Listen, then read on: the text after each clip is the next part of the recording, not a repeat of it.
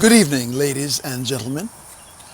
A couple of nights ago, America sent a loud message to Washington, D.C. America is fed up with the way that government has been conducting itself. We are living through one of the most fascinating times in American history. There's much to be hopeful about on the national level. I think that President Trump will turn our ship of state in the right direction. Yet in our home state, in our Louisiana, the future does not appear quite so bright. New Orleans, Baton Rouge, Shreveport are among this nation's most dangerous cities. And the other cities are not far behind. Just in Little Opelousas, a couple of weekends ago, there were 4 separate shootings. Unless the Louisiana politicians address this problem of rampant crime, we are doomed to become another lawless, dangerous land like Haiti, surrounded by and terrorized by drugs and thugs and gangs. Effective law enforcement and tough penalties will not come to Louisiana from President Trump. We will have safety only through the partnership of our governor and state legislature, with our federal representatives providing federal funds as necessary. And the same is true of education. Education is a local Louisiana issue.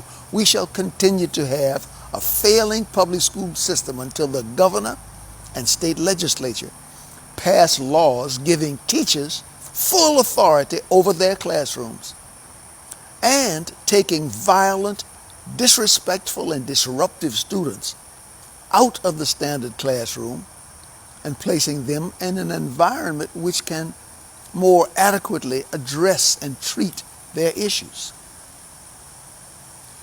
The solutions are clear, but our politicians must step up to the plate. This partnership of which I speak, this partnership between state and federal legislators, is crucial to solving Louisiana's problems.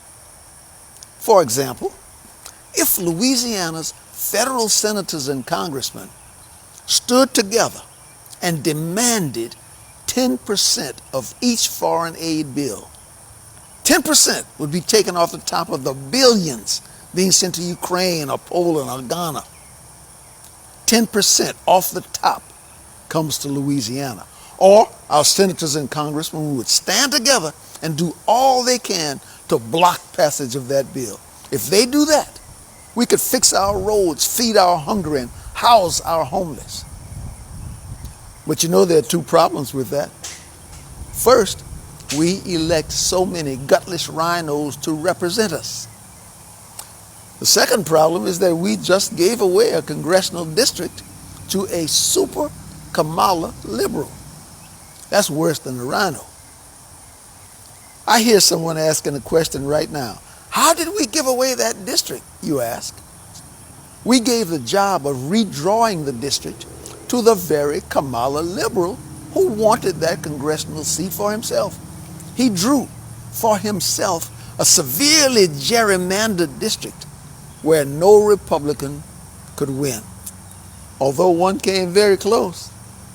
Asking a Kamala liberal to stand firm, demanding 10% off every foreign aid bill is fruitless. He will stand for higher federal spending, for open borders, for boys and girls sports and bathrooms. Yes, we have elected a pro-American president.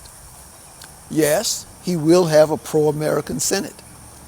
He may even get a pro-American House of Representatives. But solving the problems of Louisiana lies first with our local and state politicians.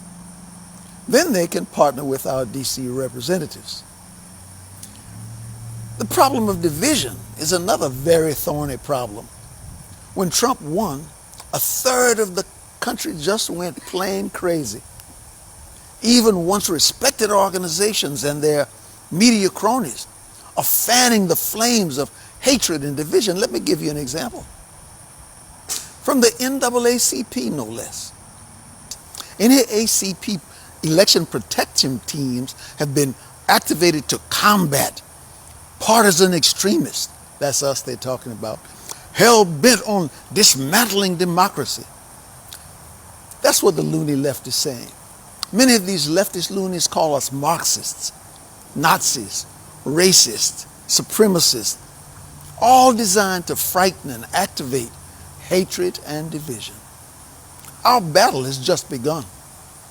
Today, we take one step on a long, hard road.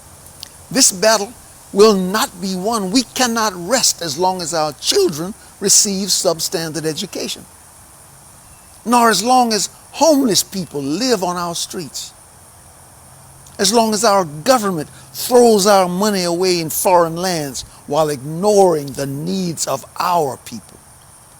We cannot rest as long as our streets and communities are overrun by drugs and thugs, as long as illegal, unchecked people just walk into our country, often bringing illegal drugs, guns, and diseases, nor as long as our farmers are driven off their farms by uncaring and nutty government policies.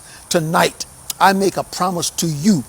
In the presence of Almighty God, I promise that I shall not stop. I shall not rest. I shall not relent until we bring back an America that is safe, an America that cares for and protects its people. Today, tomorrow, as long as I have breath, I shall be on this battlefield.